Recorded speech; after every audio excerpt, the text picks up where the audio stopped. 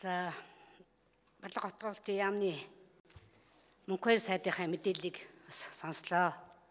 Тэгвэл Монгол улсын барилгын салбарын хөгжил гэдэг бол Улаанбаатар хот энэ улсын хүн амын 50% нь оршин амьдарч байгаа. Энэ улсын нийслэл Улаанбаатар хоттой холбож дүгнэхээс өөр аргагүй юм аа. Тэгэхээр монголчууд бид чинь саяхан 20 гаруйхан жилийн өмнө Улаанбаатар хот маань Азийн цагаан дагна гэж Сирикийн цэмцгэр тийм нийслэл хот байсан. Гэтэл зах зээлийн нийгэм шилжсэн энэ 20 гаруй жилийн хугацаанд Улаанбаатар хотын нүүр царай өдрөөс өдөрч өөрчлөгдөж хүн амын нягтрал ихсэж өнөөдөр Монголын хүн амын 50% нь төвлөрсөн ийм нийслэл болжээ.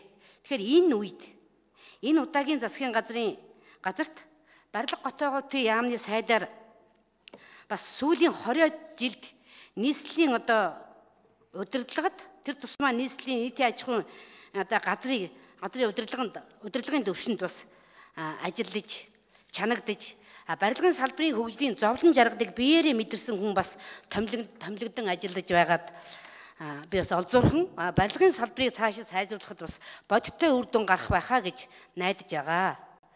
Тэгэхээр зах зээлийн нийгэм шилжсэн энэ ороо босгоо үед Улаанбаатар хотынхан 2000-аас 2003 онд хамгийн анх их чухал юм хийсэн гэж боддог. Энэ юу вэ гэхээр газрын хуулийг бас шинчлэн сайн болгож гаргаж ирсэн. Гэтэл энэ 2000 оноос хойш энэ газрын хууль батгснаас хойш харж яхад ер нь бол энэ хуулийг их Монгол иргэдтэй их өгөөжтэй үр дүнгээ өгсөн хууль гаргасан байна гэж бодож бас дүгнж явдаг. Тэгэхээр зэрэг Улаанбаатар хот бол саяхан 2006 он 2007 он хүртэл ерөөсөө хаа сайгүй газар ихтэй. Газрын үн гэж бараг байхгүй шахуу. 1000 метрийг хавдрат газрыг за юу гэдэг нэг 10 сая төгрөг юу гэдэг нэг сая төгрөгч гэдэг бараг л тийм шахуу үнэтэй байсан. Нэг айлын гашаа 0.7 гаа бол нэг 2 сая төгрөг сая 500 мянган төгрөг л байсан. Харин 2008 оноос гинт готын төвлөрөл ихсэж Улаанбаатар хотод төвийн газар нь маш их үнэтэй болж 8 оноос хойш тэгээд газрын хуваарлтын талаар байнга маргаан дагуулж иргэдийн бухимдлыг үүсгдэг нэг асуудал болсон.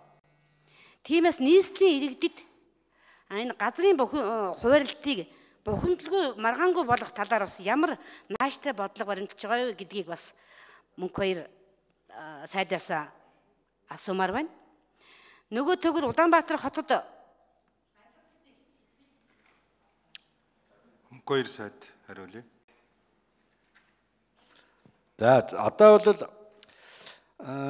гэр хорооллын дахин төлөлтийн хувьд бол бас компаниудын хувьд нөгөө 007 га газар дээр зөвхөн нийтийн орон сууц барих тэр хөтөлбөрийг явуулахаас илүү ипотекийн бодлоготой нь уялдуулаад дахин төлөвлөлтөндөө хамрагдаад тэгээд газар нь хадгалагдж байгаа иргэдэд бид нар илүү новчтойгоор амны орон сууц барих хөтөлбөрийг бол энэ гадуур баригдсан барилгын гадуур ашиглалтанд орсон шинэ технологи барилгын үйлдвэрүүдтэй уйж өгж ингэж энэ хөтөлбөрийг